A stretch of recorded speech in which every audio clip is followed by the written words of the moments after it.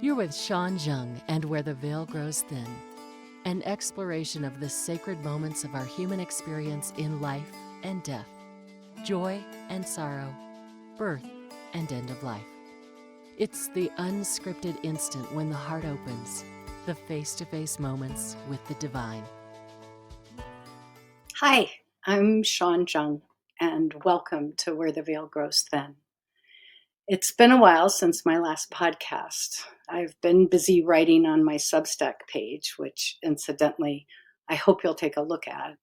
But I'm very excited to be here today and very pleased to introduce a special guest for this podcast. After a 30-plus year career in the administrative side of higher education, my guest today quit that world to write full-time. And if you are familiar with her work, I'm sure you'll join me in thanking her for doing that. In addition to writing full-time, she teaches others about writing, and she facilitates a group on poetry as a spiritual practice that has been meeting for 8 years. And she offers workshops at various venues around her hometown of Syracuse, New York. Gloria Heffernan is a poet. I believe she was born a poet. She knows that she fell in love with words at a very early age. When I first read her poem, Proxy, there was a kind of knowing that wove itself through the words, and I wondered if she had also learned about grief at an early age. And as it turns out, she did. In one of her poems, she writes about her 4-year-old self holding her mom's hand while they watched the procession for President Kennedy's funeral in 1963. Her own father had already died. Gloria, welcome, and thank you for being a guest on Where the Veil Grows Thin. Thank you so much for having me, Sean. I appreciate it. I'm so glad we've met. Your work is infused with the hard-earned wisdom of loss and longing and trust and understanding. Can you talk just a little bit about how aware you are when you're writing that losses have had a heavy influence on your work?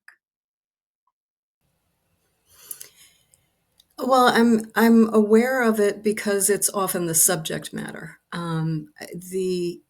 My first chapbook was called Some of Our Parts, and it was really a tribute, a memorial to the 3 women in my life who I've been closest to: my mother, my sister, and my oldest friend, who had all passed away.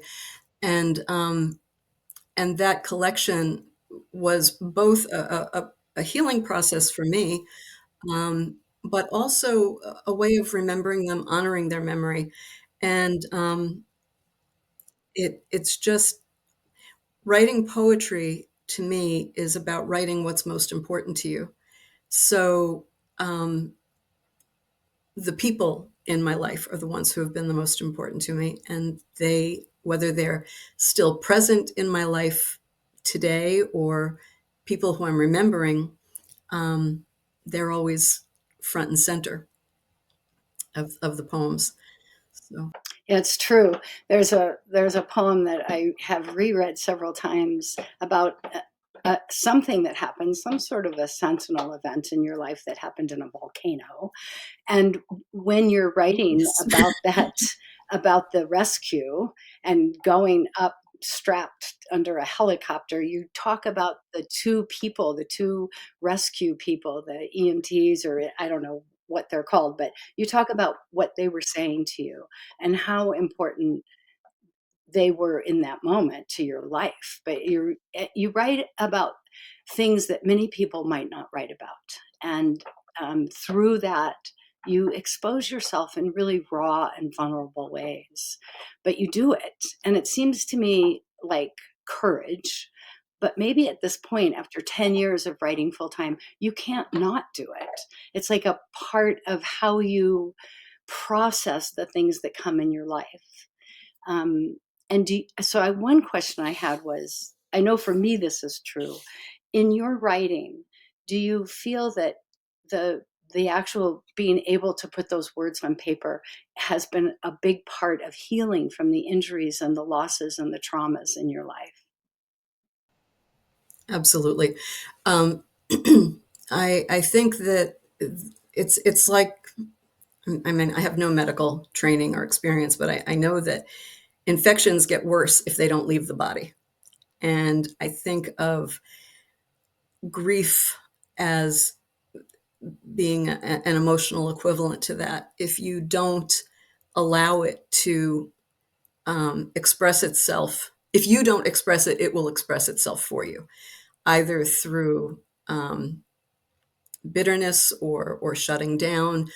I teach a workshop called Poetry as Legacy, which is really about helping people have the difficult conversations around anticipating their own passing and what that will look like to them, to their loved ones. And I I think the only really good reason for teaching is to learn from others.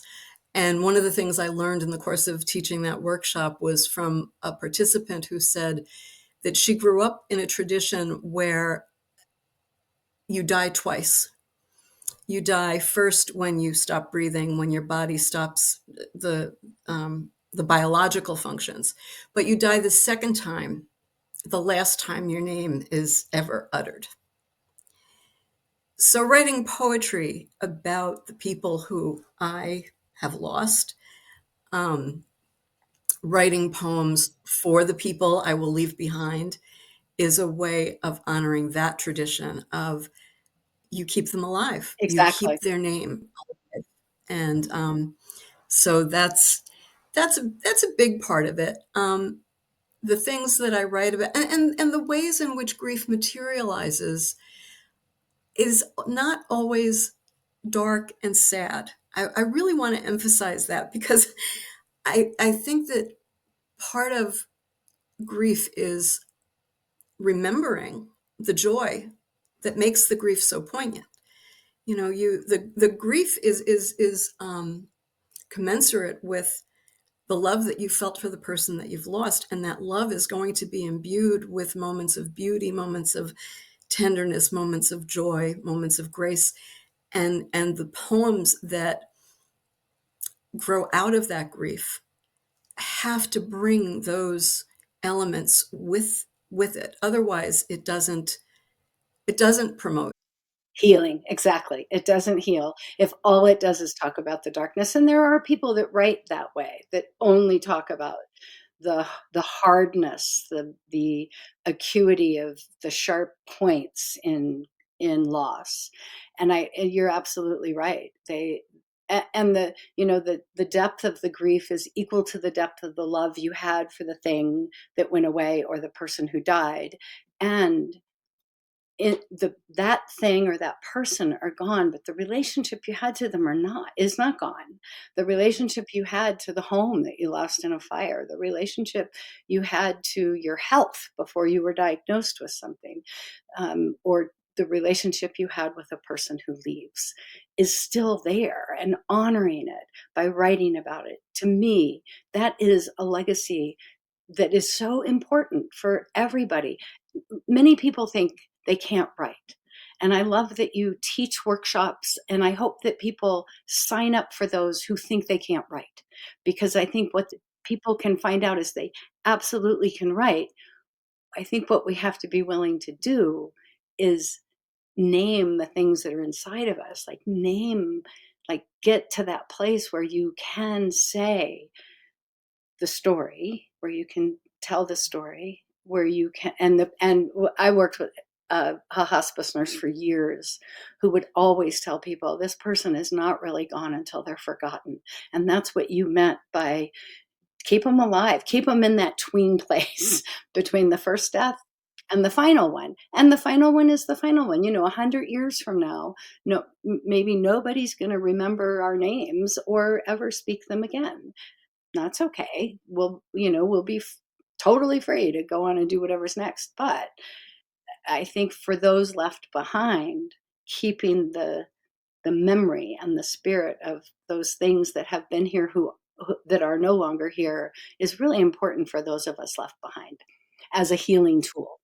It has been incredibly helpful for me. We both lost our mothers the same year, and you wrote about, and in a minute, I want to let you read poems, and I really would love to let you read all 4 of the poems that we talked about. You said, gosh, I wrote it down somewhere.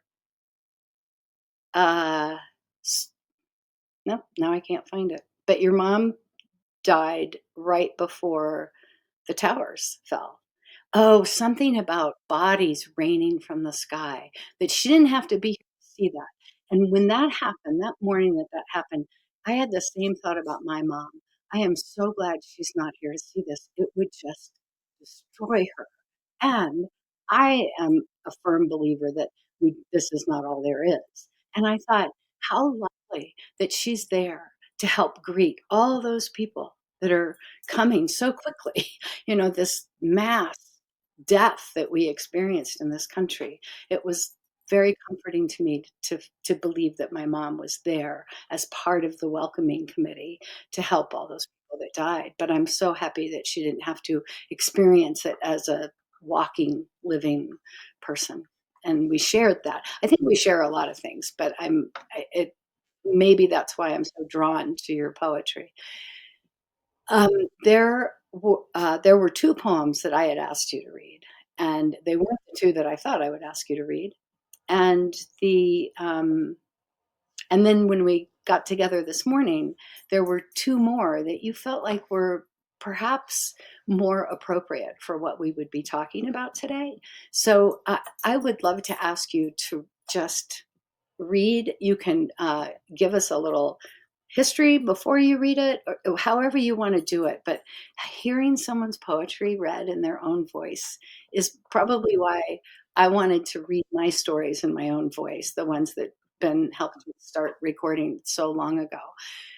Please, the floor is yours. Thank you.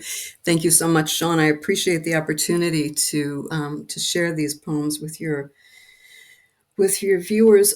Several of them are from my book, What the Gratitude List Said to the Bucket List. And so the first one that I'll read is one of the ones that you had requested, and that's called My Sister's Glasses. My sister's trifocals are zipped into a quilted pouch in my top dresser drawer between the silk scarves and the pantyhose. Glaucoma had chewed at the edges of her eyesight like a rat devouring still living prey. Encroaching darkness never dimmed her light, just one more obstacle in a lifetime of obstacles overcome or overlooked.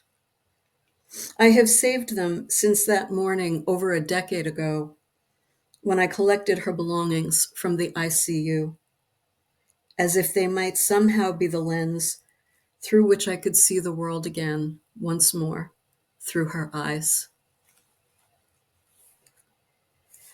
The second poem that Sean asked me to read is called Astronomy.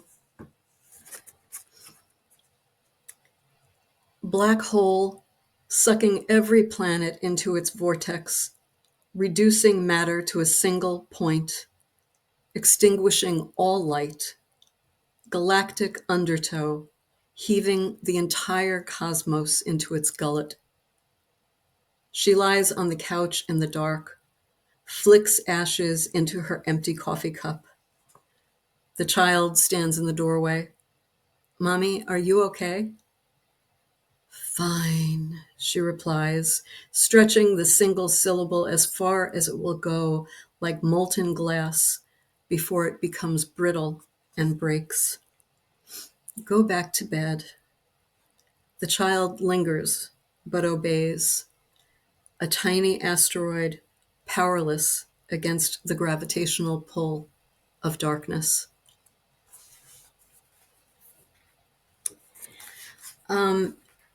The 2 poems that I wanted to add to that,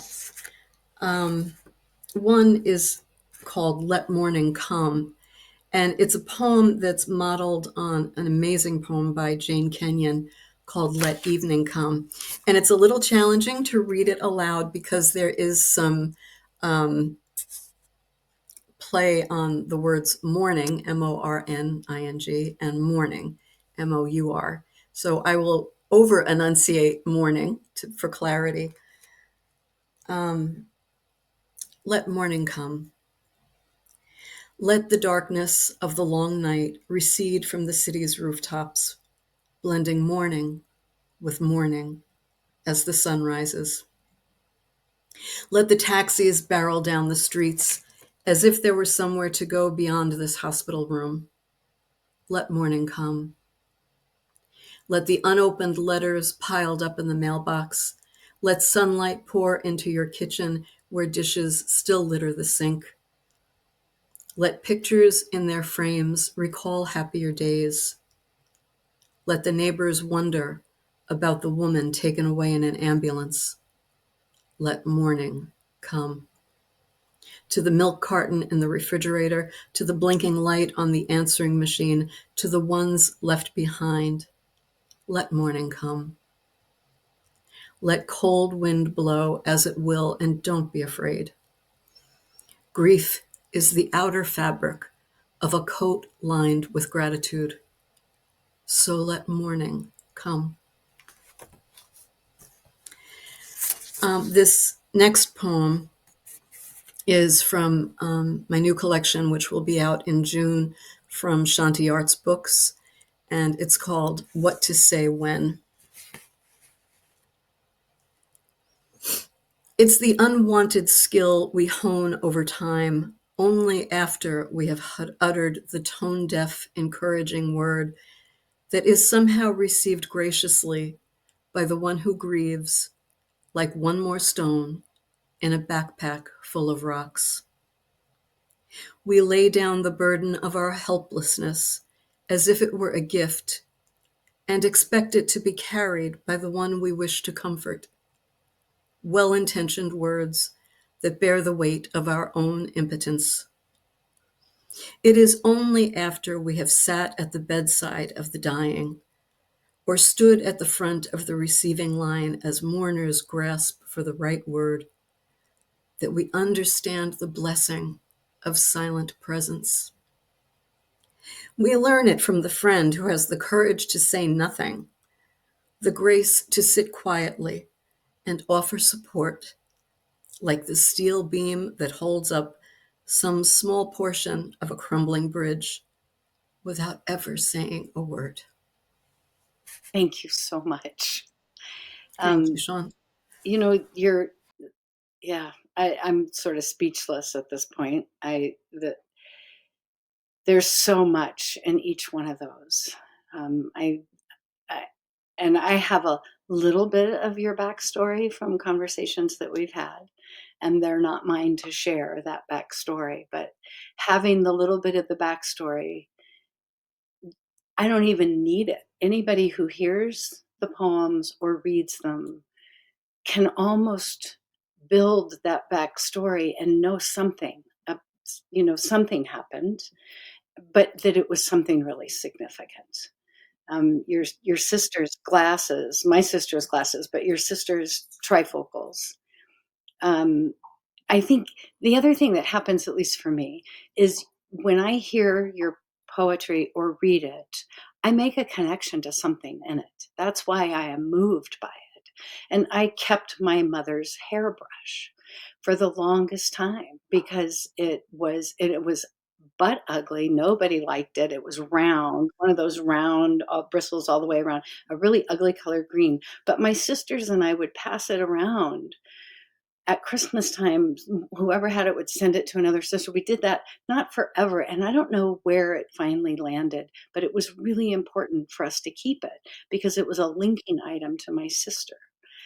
And you write a poem, there's one that you wrote about a hospice nurse. And the very last line, when I was telling you what was so poignant to me about that, I couldn't do it without crying the other day when we were talking. It was so, she will say she's not a poet, but I say she is the poem, or something to that effect. And it was just so beautiful. And so everything is meaningful, both to you, but also to others. And that, I think that's what makes it such a beautiful way to live as a human being, especially in these times right now, that that idea of being connected.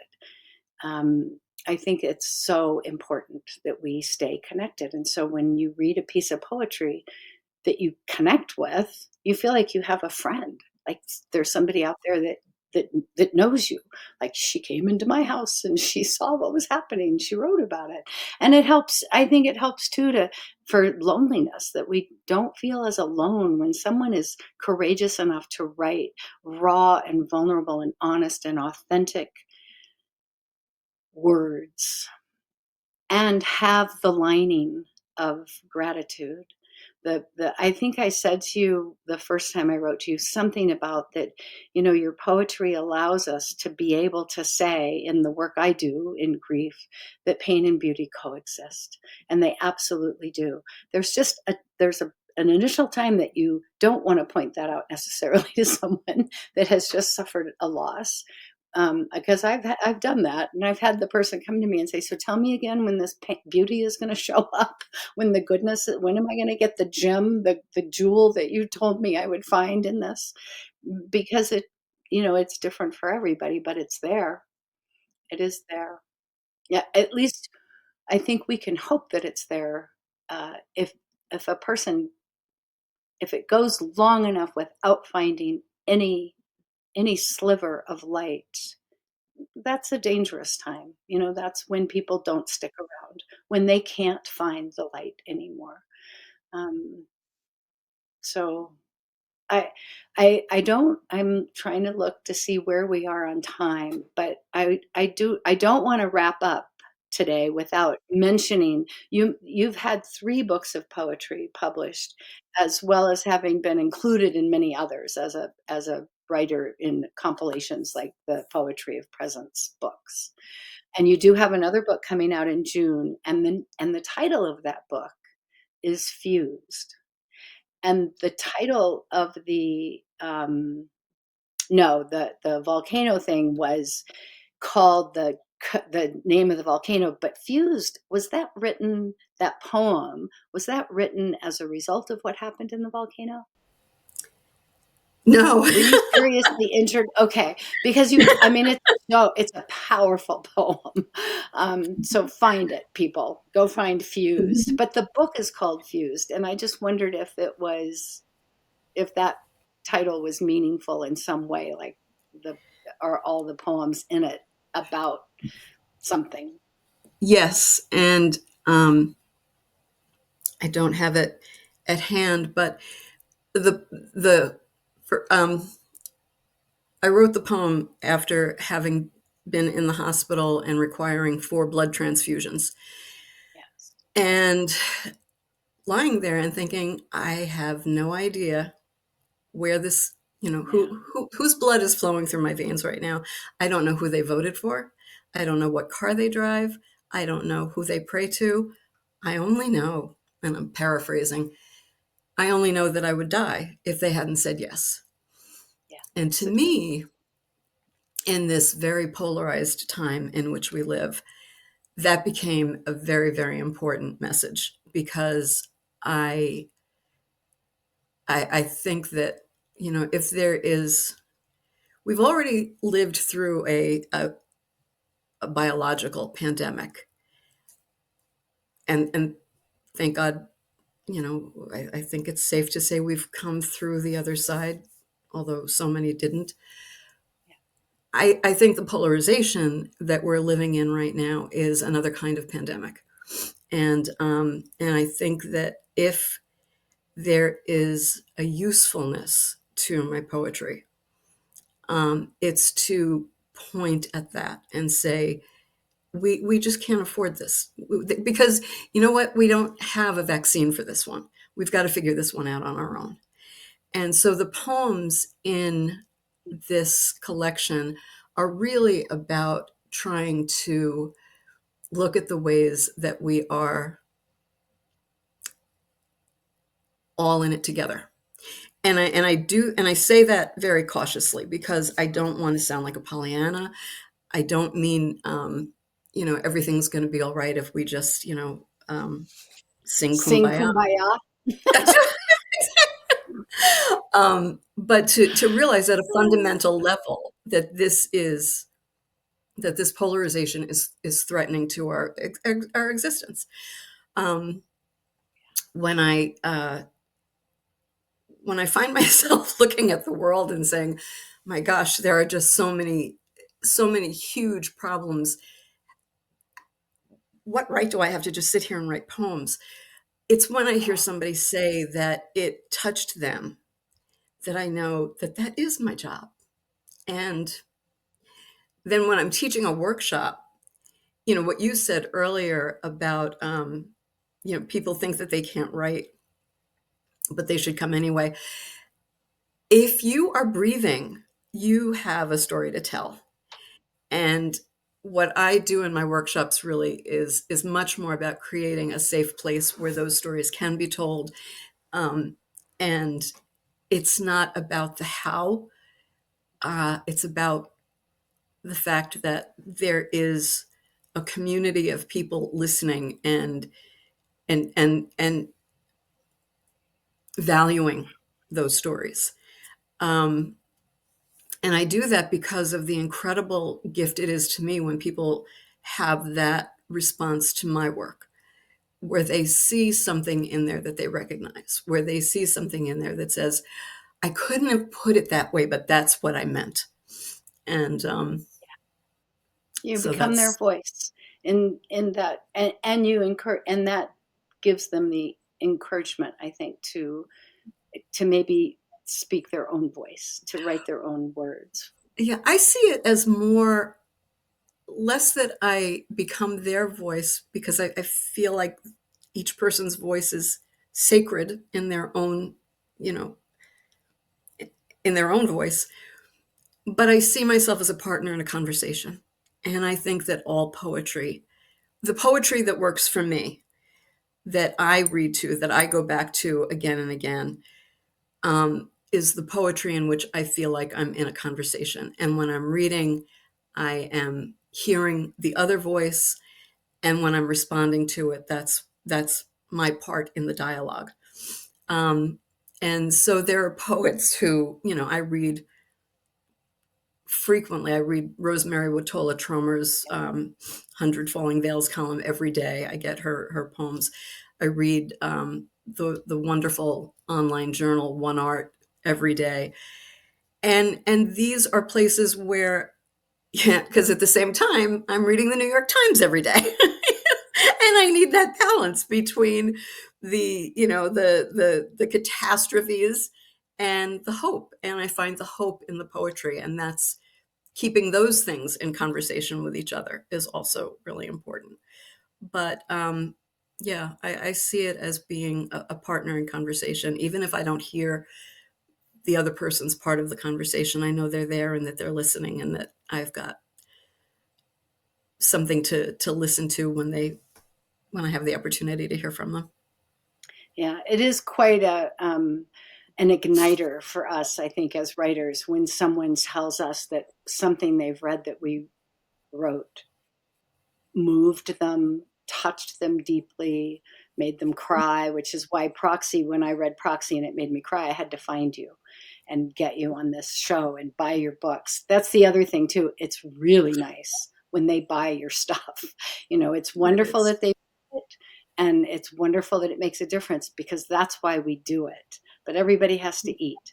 So when you go to the trouble to find a house that will print your books and put them in wherever they can be bought, then that's an even bigger honor, I think, when someone puts their money behind what they value.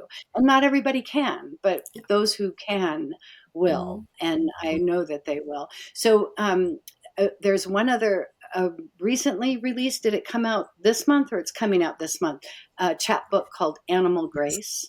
Yes, And This is the cover. It's from Okay. a small press in Pennsylvania called Seven Kitchens Press.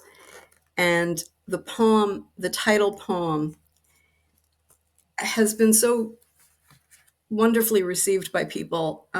It was posted on a website, and I started getting responses that I was amazed by. So if I could have 2 minutes to read that before we wrap up, I would love Please, to, please because I do. think it also speaks to a lot.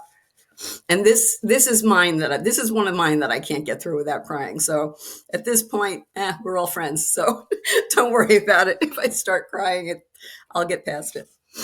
And it's called Animal Grace. I have tried namaste and shalom and amen because I know words matter, and I want to choose wisely from the lexicon of peace. But it wasn't until I saw the three-legged pit bull bounding across the playground that a prayer rose to my lips that finally said, "Oh yes, this is my psalm. This is the hymn I will carry in my heart till the day I die. This is the sacred goal I must aim for." And so I begin the day with these words. Dear Lord, let me greet every person who crosses my path as if they were a dog. Let my face light up with joy and curiosity. Let my hand reach out with tenderness and care. Let me see and celebrate their eagerness to love.